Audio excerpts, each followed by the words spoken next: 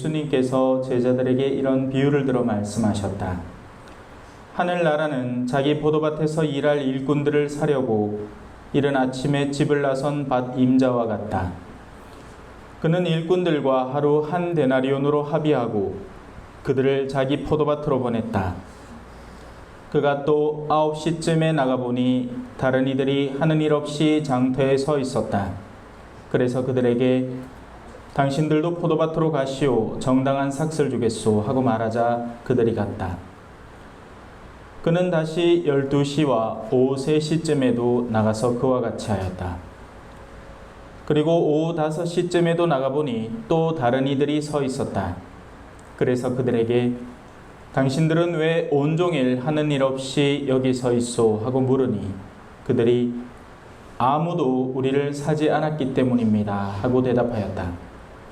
그러자 그는 당신들도 포도밭으로 가시오. 하고 말하였다. 저녁 때가 되자 포도밭 주인은 자기 관리인에게 말하였다. 일꾼들을 불러 맨 나중에 온 이들부터 시작하여 맨 먼저 온 이들에게까지 품삯을 내주시오. 그리하여 오후 5시쯤부터 일한 이들이 와서 한 데나리온씩 받았다. 그래서 맨 먼저 온 이들은 차례가 되자 자기들은 더 받으려니 생각하였는데 그들도 한 데나리온씩만 받았다. 그것을 받아들고 그들은 밭 임자에게 투덜거리면서 맨 나중에 온 저자들은 1시간만 일했는데도 뙤약볕 아래에서 온종일 고생한 우리와 똑같이 대우하시는군요. 하고 말하였다. 그러자 그는 그들 가운데 한 사람에게 말하였다. 친구여, 내가 당신에게 불의를 저지르는 것이 아니오.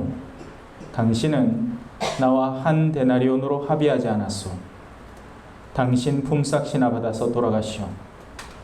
나는 맨 나중에 온 이 사람에게도 당신에게서처럼 품삯을 주고 싶소. 내 것을 가지고 내가 하고 싶은 대로 할 수 없다는 말이오. 아니면 내가 후하다고 해서 시기하는 것이오. 이처럼 꼴찌가 첫째 되고 첫째가 꼴찌 될 것이다.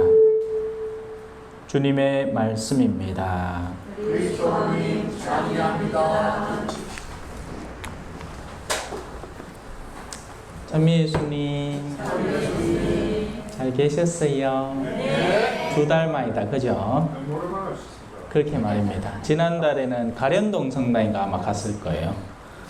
하도 와달라 캐가 그래서 성모 울타리를 희생하고 잠깐 가졌습니다. 그래도 여는 매달 오잖아. 네. 자, 오늘 복음을 그냥 표면적으로 읽으면 우리도 성질 납니다, 그죠? 일해본 사람으로서.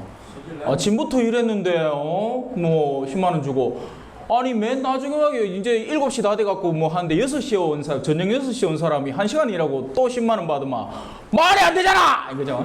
저는 기분이 좋습니다. 기분이 좋아요. 네, 그래. 그러니 말입니다. 이게 이제 왜 그런 노래 있잖아요. 내게 그런 핑계를 대지 마. 입장 바꿔 생각을 해봐. 그죠? 이게 입장 따라서 다른 거기도 한데 오늘 그걸 한번 살짝만 파고들어 봅시다. 이 권력과 힘이라는 것은 이 세상 안에서 작용되는 권력의 방향이 있죠. 세상에서는 권력을 왜 지려고 해요? 지피날라고. 지피날라고 권력 지지. 세상 어느 멍청이가 그 높은 자리 가갖고 뭐 낮은 사람 발 씻어주고 뭐 혹시 내가 도와드릴 건 없겠습니까? 내가 이 동네 사장인데 우리 사장님 어디 갔노? 놀러 갔지?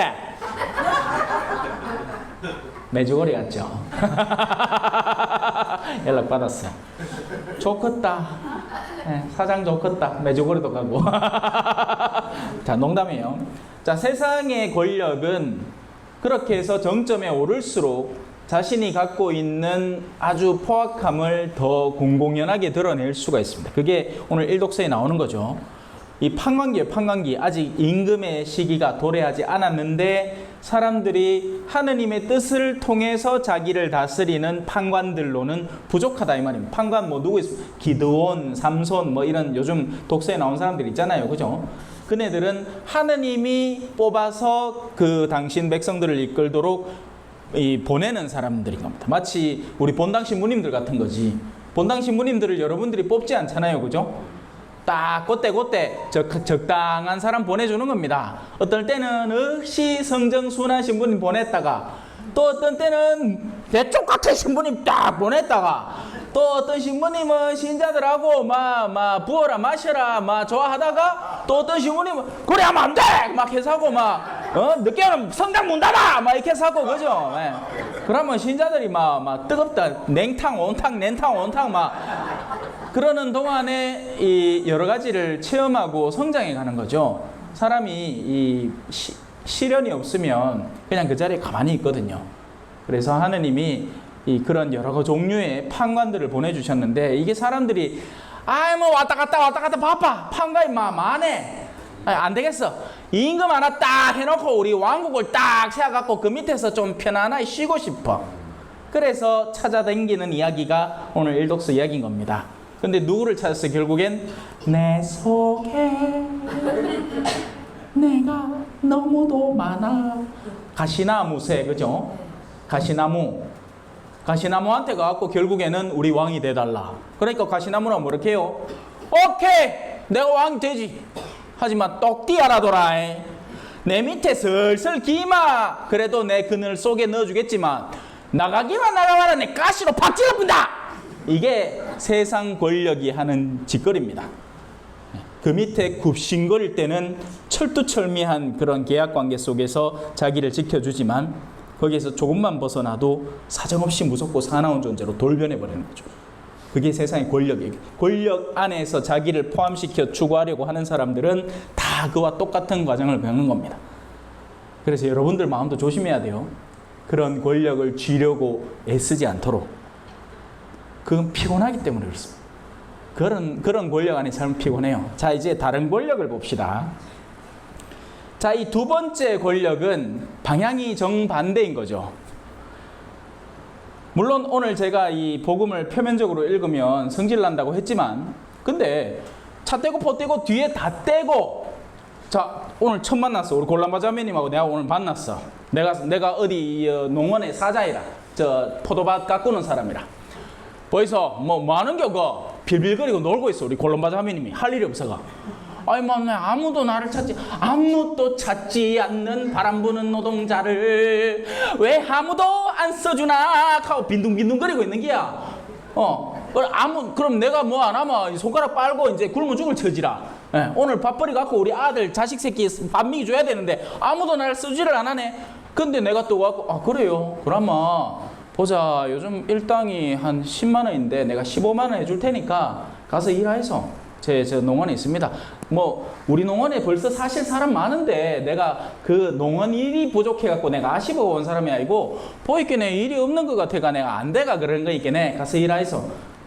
고맙겠죠? 네.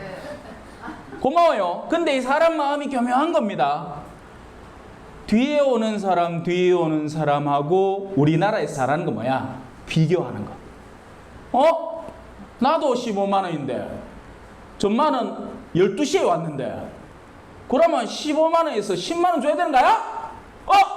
전만은 오후 3시에 왔는데 그러면 5만 원 줘야 되는 거 아니야? 이거 지가 다 계산, 지가 뭐가 되는 거예요? 지가 주인이 되는 거예요, 인생. 내가 하느님이 되어가는 과정인 겁니다. 이게 아담과 이브 때부터 시작된 거예요. 선과 악은 누가 아는 거예요? 하느님이 아시는 겁니다. 그래서 그 선과 악을 아시는 분 밑에서 쉬면 되는 게 인간의 운명인데, 선악과를 자기가 따먹고 내가 좋아하는 게 선이고 내가 싫어하는 게 악이다라고 선언하고 싶은 겁니다. 그때부터 하느님과의 결별이 시작이 되는 거죠. 하지만 하느님은 어떤 분이에요? 처음에 온 사람도 구원으로 이끌어가고 싶어. 뒤늦게 온 사람도 구원으로 이끌어가고 싶어 하는 겁니다. 그래서 입장마다 다르다고 했지만 아까 농담처럼 하신 말씀이긴 하나 농담이 아닌 거죠. 늦게 왔는데도 하늘나라 가고 싶은데 넣어주시는 겁니다. 그건 뭐예요? 후함이죠. 풍요로움입니다.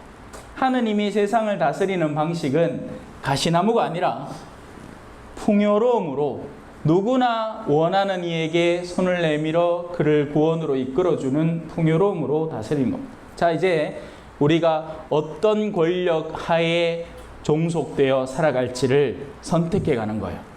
근데 안타깝게도 사실 수많은 사람들은 제가 이렇게 설명을 하니까 하느님의 후함이 뭔가 좀 좋은가 싶지만 사실은 거의 대부분이 세상의 권력 속에 살고 싶어 합니다.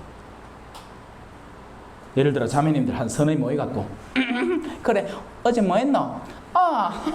우리 남편이 메주거리 갔다 오면서 어머야 공항에서 백을 하나 안 사줬나? 이 뭐 하고 싶은 거예요? 내가 이런 값비싼 백을 갖고 있는 권력자야. 너희는 나를 칭송해. 이 말을 하는 겁니다. 이런 유혹은 굉장히 강하단 말이에요. 세상 안에서 특정 지위에 오르고 싶어하고 남들과 차별되어 살고 싶어하고 더 좋은 차, 더 좋은 시계, 더 좋은 가방, 더 좋은 반클리프 목걸이 난리더만 뭐 없는 게 없대. 뭐 다 받았대. 그게 왜 그래요? 권력의 정점에 서고 싶어하기 때문에 그런 거예요.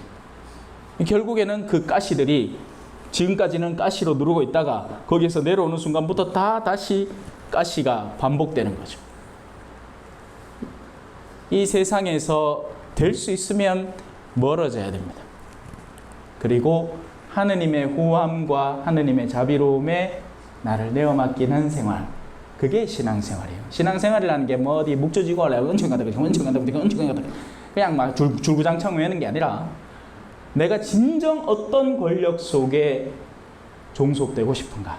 그래서 우리는 주님의 기도 때 맨날 얘기하잖아요.